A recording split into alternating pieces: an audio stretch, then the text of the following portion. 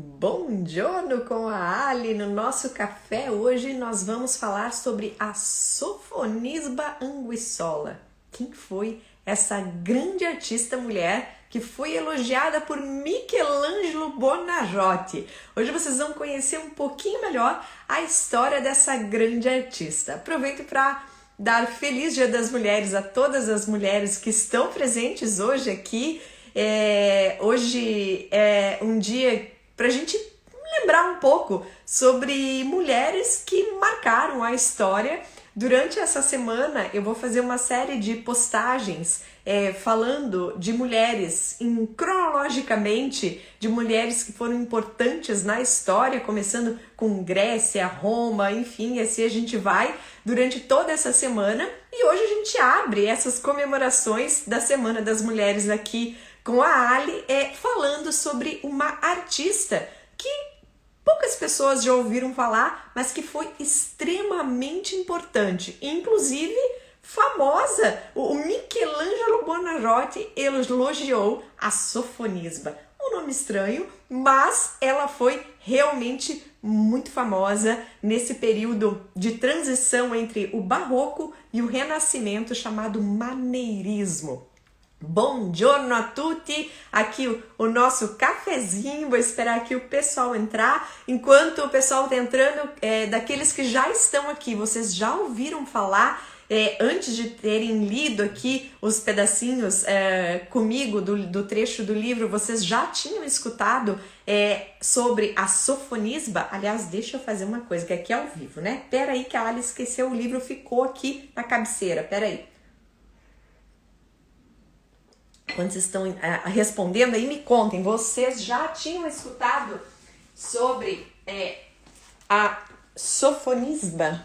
Gente, o bom de ambiente pequeno é isso, vocês viram ali, em segundos eu fui ali e peguei o meu livro. Fazia tempo que eu procurava um livro nesse formato aqui, que normalmente a gente não é fácil encontrar livros que falem só sobre artistas mulheres. E esse livro aqui eu achei muito interessante, escrito pelo Costantino Dorazio, aquele mesmo autor que eu já apresentei para vocês aqui, o livro do Michelangelo e tal. Ele fez um apanhado histórico de mulheres na arte, começando lá na Grécia Antiga e indo cronologicamente até os dias de hoje. E ele faz referência a diversas artistas que de fato muitos, principalmente no Brasil, que é difícil chegar a essa informação, a gente não escuta falar de artistas como Lavínia Fontana, como a Sofonisba. Normalmente no Brasil a gente já escutou sobre a Artemisia. A Artemisia foi uma grande artista caravaggesca que seguiu a tendência da pintura do Caravaggio, e normalmente a gente escuta falar sobre ela, mas sobre outras artistas é um pouco mais difícil. Aqui a Jaira está perguntando aqui se foi a que mandou o desenho para o Picasso. Não, essa aqui mandou o desenho para Michelangelo. É um pouquinho mais antiga do que o Picasso. Então, esse livro foi recém-lançado, tá? Chama Vida de Artistas Excelentes e conta a história das mulheres na arte. Aqui na Itália é mais fácil da gente encontrar trabalhos e livros que falem de artistas específicas. A gente tem livros sobre Artemisia, livros sobre a Sofonisba, livros sobre várias mulheres, sobre arquitetas, enfim. Mas no Brasil é um pouco mais difícil. E aqui a minha intenção com vocês é trazer o que vocês não encontram com grande facilidade aí no Brasil. E hoje eu vou contar um pouco da história dessa mulher que foi tão surpreendente. Gente, ela viveu 93 anos. Então, claro que nesses 93 anos ela teve tempo de fazer muita coisa e ficou famosa. Vamos conhecer quem é a artista de hoje. Seguindo a ideia das nossas leituras aqui, Na semana passada nós falamos do Caravaggio, no final de semana eu falei um pouquinho sobre o Michelangelo Buonarroti e hoje eu vou juntar um pouco a história, homenageando tanto o Michelangelo, porque ele conheceu o trabalho da Sofonisba, e sobre essa grande artista mulher. Então vamos lá, como de praxe eu vou fechar aqui os comentários e já eu volto para as perguntas. Já estão com o café na mão aqui, eu já tomei o meu para poder falar agora com vocês. Espera aí o último golinho. Terça-feira é o dia do nosso café com a Ali, então vamos lá. Eu vou fechar os comentários e já eu volto para vocês fazerem as perguntas. Vamos começar com uma frase aqui do Costantino Dorazio sobre a Sofonisba. Ele falou assim: ela viaja e deixa sua marca em todos os lugares por onde passa. Uma carreira que não tem nada a invejar a de Tiziano ou Veronese.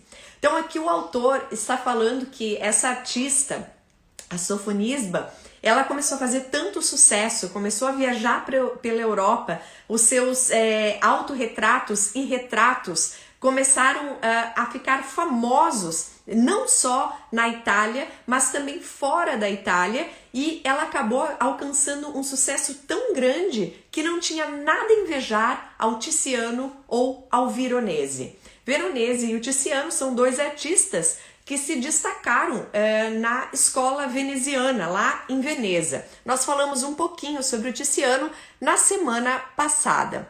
Bem, mas e quem foi essa moça? Como era a família dela? Nesse momento é importante a gente entender o contexto histórico também. A Sofonisba, ela nasceu em 1532 e esse momento... nesse momento existem artistas, mulheres, porém, a artista mulher, ela não pode, por exemplo, produzir uma obra e vender para ganhar dinheiro. Elas poderiam ser pagas, receber pagamento em joias, em bens preciosos, mas dinheiro, só quem poderia receber era a figura de um homem. Então era muito comum que o pai, quando não tinha filhos homens, que ele instruísse as meninas, porque o tipo de instrução que uma mulher poderia receber era uma instrução artística, pintura, música, literatura, que o pai instruísse e que talvez pudesse tirar algum proveito financeiro disso no futuro. E foi exatamente o que o pai da Sofonisba, o Amilcare, que era um amante das artes, ele admirava a arte, a pintura. Ele tinha 7 filhos, sendo que a Sofonisba era a filha mais velha, e desses 7 filhos, 6 eram mulheres. Então o que ele fez? Ele colocou essas mulheres para serem educadas com literatura, pintura e música. As outras irmãs, elas acabaram não se desenvolvendo com a pintura, inclusive uma largou a pintura e virou freira, mas a Sofonisba foi aquela que deu alegria ao pai nesse sentido. E ela começou a produzir muitas obras, principalmente dentro da própria casa, porque as artistas, elas, mesmo que elas fossem famosas, que já começassem a ganhar um certo reconhecimento do mercado da arte, elas não poderiam receber modelos em casa. Principalmente se fossem meninas ainda virgens, não casadas. Então a Sofonisba, ela vai começar a carreira fazendo retratos de família e fazendo autorretratos. Certo? O pai dela, ele era amante das artes e ele fazia parte do conselho do rei Felipe II espanhol lá em Cremona. Aí vocês podem falar, Ali, mas o que tem a ver a Espanha com a Itália nesse momento? Bom, nós estamos aqui no século XVI, que a Espanha passou por um chamado século de ouro da Espanha, e a Espanha dominava várias regiões da Itália, incluindo a Sicília, Nápoles e também o norte da Itália, onde fica Cremona, onde nasceu a Sofonisba. Então ela cresce com uma formação desse pai que tinha uma ligação forte com essa corte espanhola, com a corte do Filipe II. Inclusive, quando ela tem 28 anos, ela vai para a corte do Filipe II para virar a retratista da corte do Filipe II. Então, ela sim teve esse privilégio de ter essa proximidade com a corte espanhola, que era muito importante na Itália nesse momento. Bem, então a Sofonisba, ela era filha, era uma das filhas mulheres do Amílcare, e o autor continua assim: nos anos da sua juventude, Anguissola, Sofonisba, não tem intenção de se casar, pois considera o casamento uma distração para a pintura. Em breve, vai superar o mestre Campi, Bernardino Campi, o ateliê de pintura onde a Sofonisba recebeu as primeiras instruções, as primeiras aulas de pintura. Era um ateliê de um homem, mas quem cuidava desse ateliê era a esposa do Bernardino Campi, por isso que as meninas podiam ficar ali sem problema nenhum. Então, o autor diz que ela em breve vai superar o próprio professor na técnica, obtendo uma ampla aceitação e se mostrará uma trabalhadora incansável, permitindo que o seu pai satisfaça todos os pedidos que chegam da cidade e de fora. Então aqui ela foi a filha que deu a satisfação ao pai de conseguir se destacar na pintura. Era uma grande artista e o pai começou a ganhar dinheiro com a filha. Eles eram de uma família tradicional, de uma família importante, porém eles estavam em péssimas condições financeiras. E a Sofonisba ajudou a família a melhorar a condição de vida. E ela era produzia tanto que o pai conseguia atender a todos os pedidos que vinham tanto da cidade de Cremona quanto de fora de Cremona. E o que é interessante aqui também, que assim como o Caravaggio, que a gente falou na semana passada, a Sofonisba, ela se coloca numa situação que, se ela casar, ela vai se distrair do que é a intenção dela, que é se desenvolver na pintura. E efetivamente ela vai se casar muito mais tarde, quando ela já está ali com 40 anos. Ela casou 2 vezes, o primeiro marido dela faleceu e logo depois de um ano que o marido faleceu, ela vai casar novamente, vai ficar mais de 30 anos casada com esse segundo marido, mas ela nunca terá filhos. Então ela vai se dedicar praticamente toda a vida à pintura e à arte. E por que como é que ela começou a ficar famosa? E nesse momento aqui, no início da carreira, era muito importante ela mostrar a sua castidade, a sua virgindade, que ela era uma moça pura, apesar dela ser uma pintora, porque existia muito essa conotação quando uma mulher começava a trabalhar de alguma forma, aqui no caso como pintora, que era uma das maneiras que as mulheres tinham de trabalhar, mesmo já lá na Idade Média, ela vai ter que se colocar sempre essa figura de mulher casta, virgem. Então, bem interessante que nos autorretratos dela, normalmente aparece assinado que ela é virgem e a data que ela fez. Um dos mais famosos é esse daqui, e o autor fala sobre esse rosto da Sofonisba, que acabou fazendo sucesso aqui entre os colecionadores do século XVI. Seu rosto doce, bochechas arredondadas, olhos grandes, se tornará objeto de desejo de muitos colecionadores do século XVI. E ela era uma excelente retratista. Ela sabia fazer com uma perfeição de detalhes, ela conseguia dar harmonia às pessoas, aos retratos que ela fazia, e por isso ela começou a ficar cada vez mais famosa. E os autorretratos dela começaram a ser largamente vendidos. Detalhe desse autorretrato aqui de 1554, uma Sofonisba ainda bastante jovem, que a gente vê essa figura de uma moça casta, virgem. Normalmente essa roupa preta, fechadinha aqui, com a gola alta branca, era um símbolo da virgindade, um símbolo da castidade. E na mão ela traz esse livrinho, e no livrinho, que eu vou dar um zoom para vocês, no livro está escrito Sofonisba Anguissola, ou seja, é a assinatura dela, virgem, fez em 1554. E assim, a Sofonisba começou a ganhar um sucesso que não era normalmente esperado para uma mulher. Aí o artista fala assim, o autor do livro, o Constantino, fala assim: e de fato é muito raro que a pintora se dedique a assuntos diferentes do que retratos e autorretratos. O motivo dessa escolha é muito simples. Apesar da modernidade representada pela sua condição, ou seja, da posição dela já ter virado uma artista famosa, nem mesmo ela pode receber modelos em casa. Isso faz com que ela tenha que produzir muitos retratos de família e autorretratos. Esse retrato das três irmãs com a governanta ali atrás jogando xadrez ficou famoso porque ele foi elogiado pelo Giorgio Vasari. Giorgio Vasari foi grande amigo do Michelangelo Buonarroti e ele visitou a casa da Sofonisba e teve acesso a esse quadro aqui, e quando ele viu, ele elogiou, disse que ela era uma grande artista, que ela tinha uma riqueza de detalhes muito bom. E claro que cada vez que alguém importante como Giorgio Vasari, que escreveu sobre a vida de grandes artistas do Renascimento e do Maneirismo, vai fazer com que ela ganhe cada vez mais fama.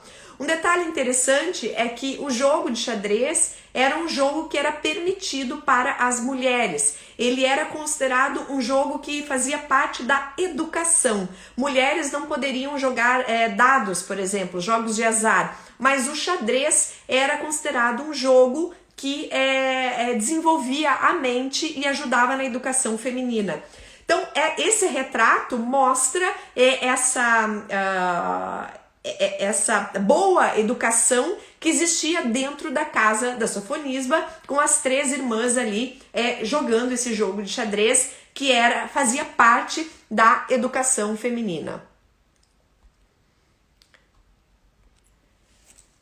Bom, aí a gente vai ter o contato da Sofonisba com o Michelangelo Buonarroti. O Amilcare, vendo toda essa capacidade da filha, ele teve coragem de enviar ao Michelangelo, que na época já estava ali perto dos 80 anos, teve coragem de enviar para o Michelangelo desenhos da filha para que o Michelangelo avaliasse. Aí o autor fala assim: a imagem nasceu por volta de 1555, a imagem já vou mostrar para vocês, a pedido de Michelangelo, a quem Amilcare enviou desenhos de sua filha para receber a opinião.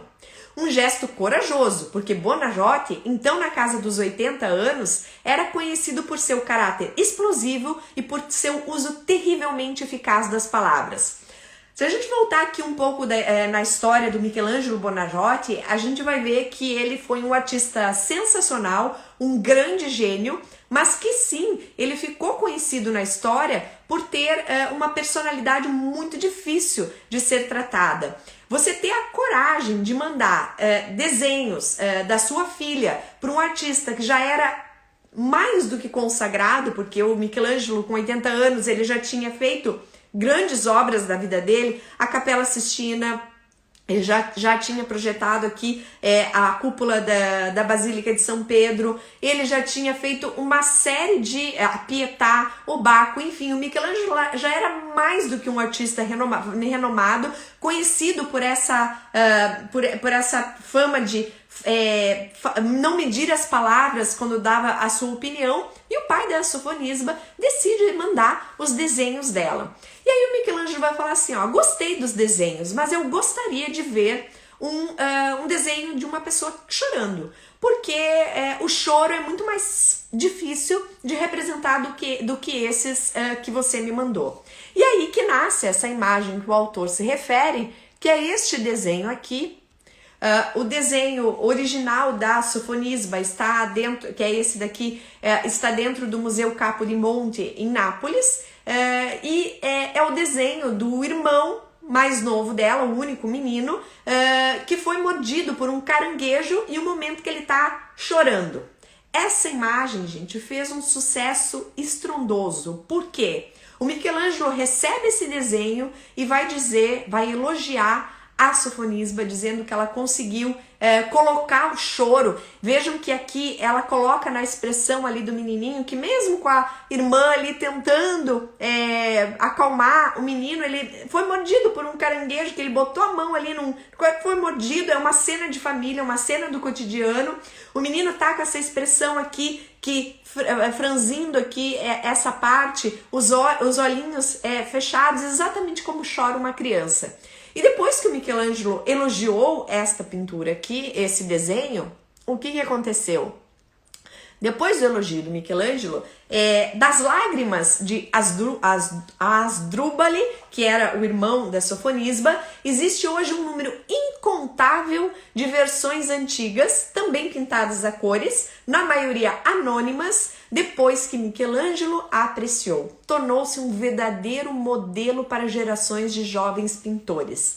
E foi aqui, gente, que a Sofonisba vai despontar totalmente.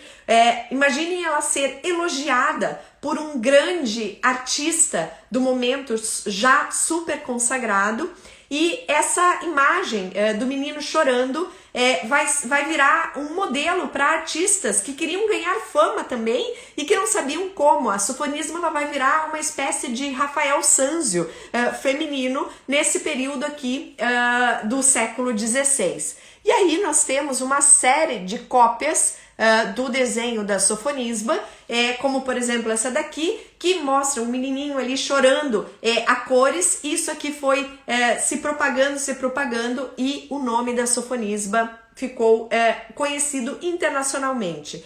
Depois disso ela vai para a corte, vai para a Espanha, então ser a retratista da corte do Filipe II. Já chegando lá, ela já faz um retrato do Filipe II e da Isabel, e já vai ficar maravilhoso. O rei vai ficar tão satisfeito com a Sofonisba que ele vai dizer que ele sabe que ela não pode ganhar dinheiro, mas aí ele vai dar uma espécie de uma pensão vitalícia para ela, que quem vai receber logo, lógico, é a família, e assim ela vai sustentando a família. O rei vai querer casá-la com um espanhol, mas ela vai preferir casar com um italiano, com um siciliano que estava na Espanha na época, e com o casamento ela acaba se transferindo para a Sicília e continua sua carreira na Sicília. E a Sofonisba, ela tem uma história comovente no final da vida, que ela então viveu 93 anos, mas ela começou a ficar cega e já não conseguia quase nem pegar no pincel, não conseguia mais fazer as suas pinturas. E ela vai encontrar nesse momento com o Van Dyck, que tinha se tornado pintor da corte do Filipe II, e o Van Dyck vai ter a oportunidade de conhecer a Sofonisba, essa senhora que já era tão famosa. Na época ela tinha aí em torno de 92 anos, e ela não conseguia mais fazer os seus autorretratos. Ela vai permitir que esse jovem artista, que na época tinha em torno de 25 anos, faça um autorretrato dela. E olha só que interessante, já que nós mulheres já pensando em como nós queremos ser retratadas, que a gente fala assim, quando alguém vai tirar uma foto nossa, a gente fala assim, não, peraí, mas deixa eu virar para esse lado aqui, que esse é meu lado melhor, ou tira de baixo de cima, que esse é o meu melhor ângulo. A gente não tem isso. A Sofonisba vai pedir pro Van Dyck a mesma coisa. Ela vai falar assim, olha, eu quero que você me retrate meio que vendo de cima, assim, porque eu não quero que apareça com muita realidade as rugas, as sombras das rugas do meu rosto. Então esse aqui é o retrato que o Van Dyck vai fazer da Sofonisba um pouco antes dela falecer, e que mostra essa senhora já no final da vida, mas ainda com toda essa força de uma artista que deixou o seu nome marcado na história. E eu fico muito feliz de contar a história da Sofonisba para vocês hoje, no Dia das Mulheres, porque sim, ela foi uma artista importantíssima e que infelizmente é pouco falada. Vejam que aqui a gente tem o Michelangelo admirando a Sofonisba, vários outros artistas jovens que vão copiar, vão imitar a Sofonisba. E também, no final da vida, a gente tem esse final comovente aqui de uma mulher que se dedicou praticamente inteiramente à arte, que conseguiu sucesso no século XVI, início do XVII, o que não era fácil de ser conseguido num mundo que era extremamente masculino. A gente vê que essas artistas, elas existiram, mas que foram pouco faladas até pouco tempo atrás, e agora começam a aparecer histórias dessas mulheres, ainda bem, porque nós sabemos que não foram só os homens que fizeram história. Então, eu quero que vocês compartilhem. A Selma está pedindo aqui, coloca as imagens dos stories para compartilhar. Selma, eu sugiro que vocês compartilhem a live que a gente fez também, tá? E gostaria de convidá-los para amanhã. Eu decidi fazer uma live surpresa amanhã. Será ao meio-dia do horário de Brasília. Nós vamos falar sobre um dos motivos que foi a queda do Império Romano e tem a ver muito com o nosso momento atual. Então eu quero fazer esse jogo com vocês amanhã ao meio-dia do horário de Brasília. Espero vocês. E por favor, compartilhem aqui essa live, porque eu acho que muitas pessoas, muitas mulheres principalmente, merecem aí conhecer essa artista fantástica que a gente merece o nosso reconhecimento, a nossa admiração. Repito, o livro que nós lemos hoje, um trecho então, é esse daqui, certo? Que se chama, deixa eu parar de compartilhar aqui. Se vocês quiserem fazer perguntas sobre a aula de hoje, eu aceito, certo? Aqui, ó. Vida dos Artistas Excelentes, Constantino Dorácio, certo? Este é o trecho do livro que eu li hoje. E recomendo, porque é um livro bem interessante. Ele começa na Antiga Grécia e vai andando na história. O desenho original está no Museu Capodimonte, em Nápoles, Bel. É esse desenho aqui, não é a pintura, tá? A Sofonisba, ela fez um desenho, é este daqui, tá? Obrigada, parabéns pela live, obrigada. Quando puder, fala da Messalina. Vou falar, Cláudio, gostei da ideia também. Ótima escolha para o Dia Internacional da Mulher, parabéns para a nossa professora e suas alunas, parabéns para todas nós. E peço novamente aí que vocês compartilhem, porque de fato a gente tem que conhecer muito além da Artemisia, que foi uma gênia na arte, sim, mas a gente tem que conhecer outras histórias aqui sobre as mulheres na história. Enfim, afinal de contas eu sou uma professora mulher aqui, eu tenho que contar a história de mulher também. Eu agradeço a presença de vocês hoje aqui, espero amanhã então ao meio-dia para nós falarmos sobre a queda do Império Romano, e eu vou fazer uma conexão com o nosso momento atual, certo? Então espero vocês amanhã ao meio-dia do horário de Brasília para falarmos sobre a queda do Império Romano, um dos pontos que foi um dos pontos principais. Tenho certeza que vocês vão se surpreender com a história de amanhã. Ali, cheguei agora, você vai deixar gravada? Vai ficar gravada sim, Dênia. Um feliz Dia das Mulheres e compartilhem a história de hoje, porque eu quero que muita gente conheça a Sofonisba. Beijo, gente!